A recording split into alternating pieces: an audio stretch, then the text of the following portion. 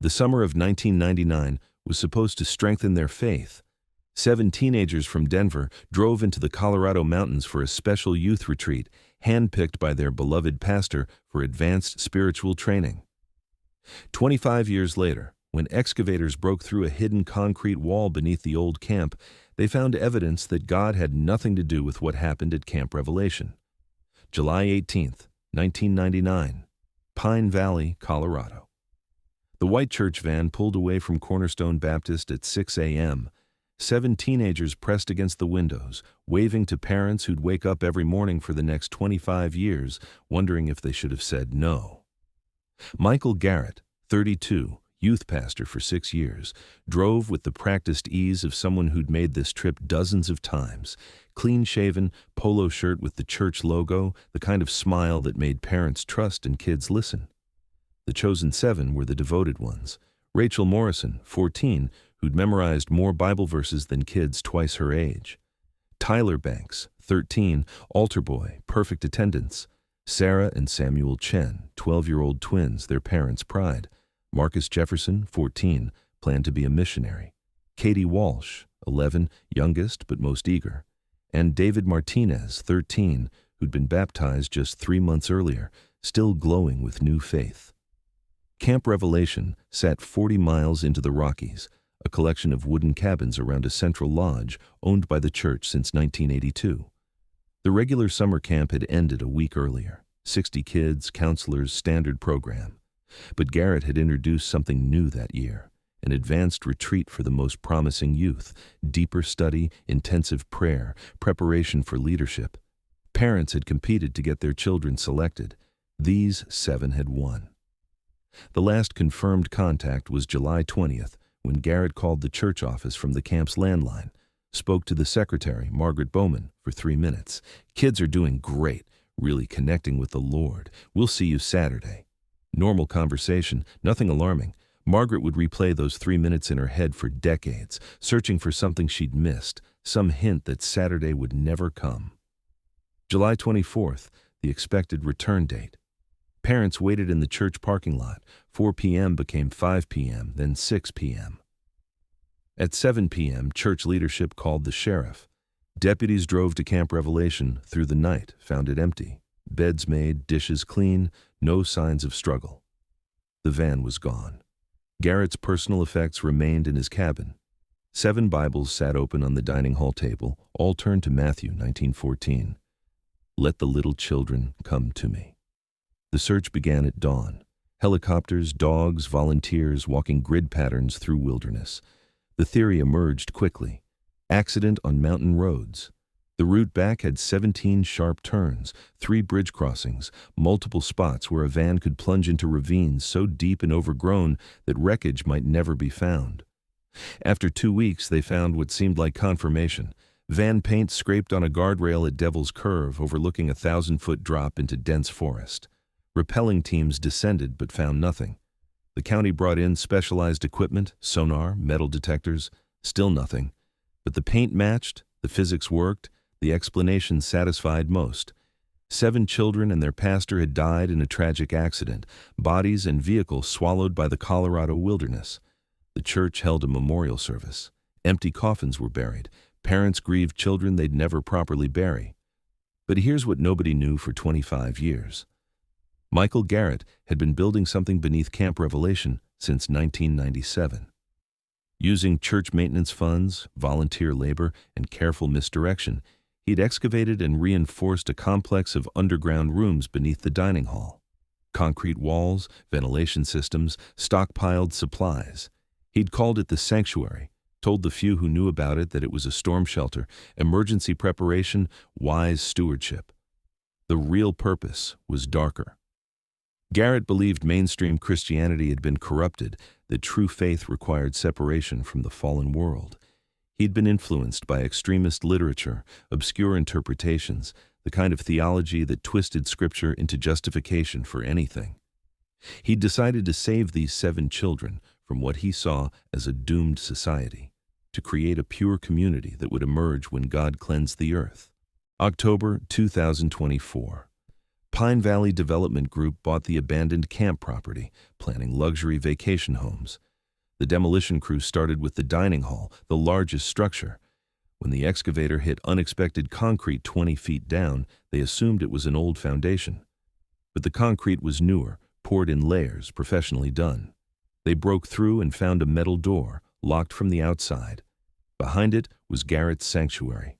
4 rooms, each 10 by 12 feet, bunk beds with restraint straps, a crude bathroom, shelves of canned goods, most exploded from age, water barrels, medical supplies, boxes of religious texts, and on every wall, written in what forensics would confirm was 7 different hands, the same phrase repeated hundreds of times: "We are chosen, we are saved, we must not leave." The FBI arrived within hours. In the 3rd room, they found personal effects: Katie's hair ribbons, Tyler's glasses, Sarah's journal, stopped mid-sentence on July 21st.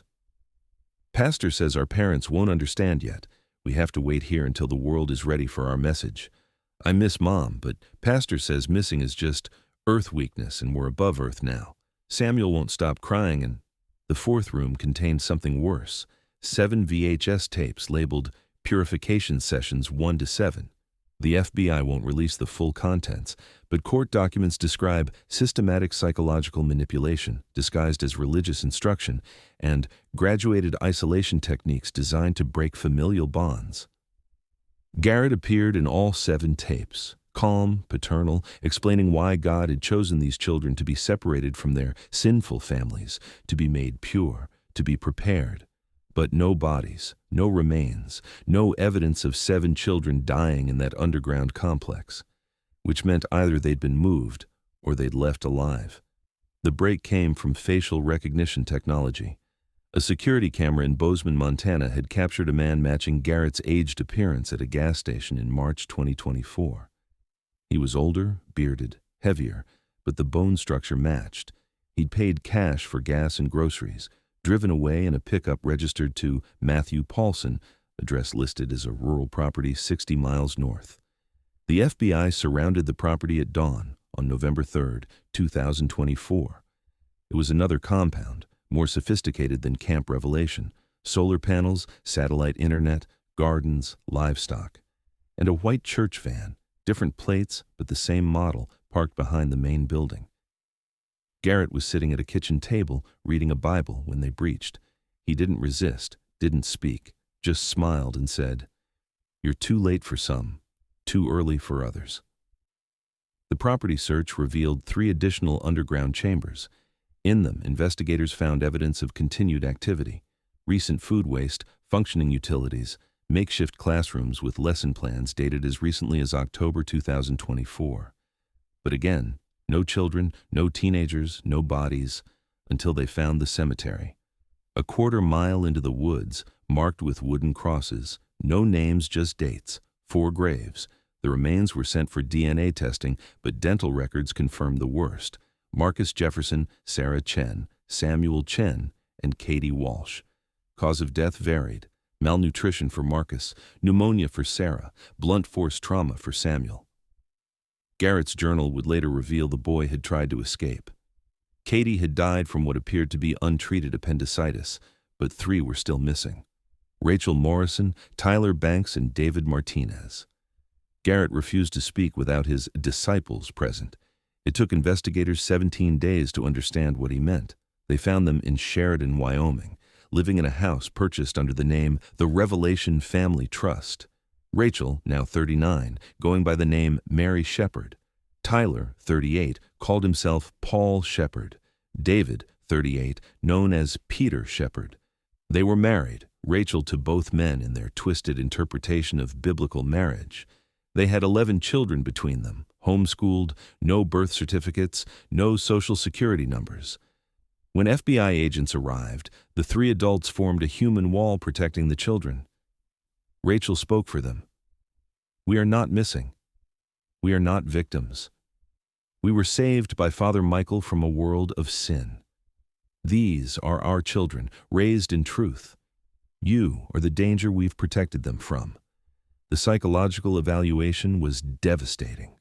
25 years of indoctrination had transformed 3 kidnapped children into true believers.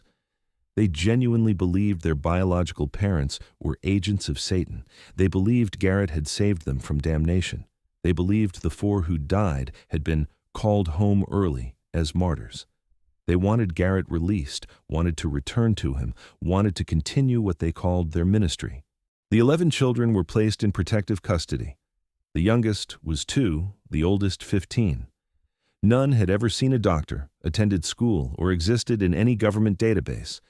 They'd been taught that the outside world had ended in 2000, that they were the last faithful humans, that anyone they met who wasn't part of their family was a demon in disguise. The deprogramming process would take years. Garrett was charged with 4 counts of murder, 7 counts of kidnapping, and dozens of related crimes. At trial, he represented himself, spending 3 hours explaining how God had commanded him through dreams to preserve these pure souls from corruption. He showed no remorse for the 4 deaths, calling them graduated to glory. He insisted the 3 survivors would thank him in heaven for saving them from their false families. The jury deliberated for 2 hours. Guilty on all counts, life without parole, supermax custody due to continued attempts to recruit inmates to his theology. During sentencing, he looked at the parents in the gallery, those still alive, and said, "I gave your children what you never could, certainty of salvation." Margaret Morrison, Rachel's mother, had to be physically restrained. Rachel, Tyler, and David were not charged as victims, but their children became wards of the state. The custody battle was complex. They were biological parents, but psychologically unfit, victims who'd become perpetrators. Rachel gave an interview to reporters, "You think you're saving us, but you're damning us. Father Michael taught us truth. Our children knew God. Now they'll know only your fallen world." The Camp Revelation site was excavated completely. Investigators found evidence of at least 12 other children who'd attended special retreats between 1997 and 1999, but hadn't been reported missing. Runaways, foster kids, troubled teens whose disappearances weren't properly investigated. Garrett's journal referenced the practice runs and the imperfect vessels, but gave no details about what happened to them. In January 2025, Tyler Banks hung himself in the supervised housing facility where he'd been placed during custody proceedings. His suicide note was a single line: "I was saved at 13 and damned at 38.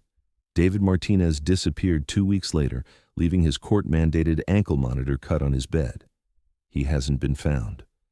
Rachel remains in psychiatric care, alternating between begging to see Father Michael and crying for a mother she insists is already dead. The 11 children are in various stages of adjustment. The older ones resist, insisting they want to return to their parents, that the outside world is evil. The younger ones adapt more easily, but struggle with basic concepts. Doctors aren't demons, schools aren't prisons, other children aren't corrupted souls. They have no documentation, no medical history, no educational records. They don't exist except as evidence in a criminal case. Michael Garrett continues to write from prison. His letters, intercepted and analyzed, contain detailed plans for establishing new sanctuaries and instructions for his true followers. The FBI has identified 17 individuals who visited him, all using different names, all fitting the profile of young, vulnerable believers. He's not allowed visitors anymore, but letters still arrive, hundreds of them, from people who believe he was right about the world's corruption. The parents of the 7 meet annually at Cornerstone Baptist, though the church has a different name now. They hold a service for Marcus, Sarah, Samuel, and Katie. They pray for Rachel, Tyler, and David, though they disagree about what to pray for. Some want their children to remember who they were. Others just want them to find peace, even if that means forgetting. All of them struggle with the same question: how did they not see what Michael Garrett really was? The camp property remains unsold. Developers pulled out after the story broke. The underground rooms were filled with concrete, the buildings demolished, the land left to return to wilderness. But locals say if you hike there at dusk, you can sometimes hear singing, children's voices carrying hymns through the trees. Not ghosts, investigators insist, just acoustic echoes from the valley. But the songs are always the same ones Garrett taught his chosen seven, the ones they sang while he convinced them their parents were evil, and he was their only salvation. The last entry in Sarah Chen's journal, found pressed between her mattress and the concrete wall. I want to go home, but Pastor says this is home now. He says Mom and Dad aren't really Mom and Dad, they're tests from Satan. But Satan wouldn't teach me to tie my shoes or make me hot chocolate when I'm sad. I don't understand anymore. Samuel says we should run, but where would we go if the whole world is evil except here? I'm scared, but Pastor says fear is just faith leaving the body. I don't want my faith to leave. I don't want to leave. I want my mom. She was 12 years old. She died 6 months later. Her parents received her journal in 2024, 25 years too late to save her, but soon enough to understand that she never stopped being their daughter, even in a place that tried to convince her she was someone else's child of God.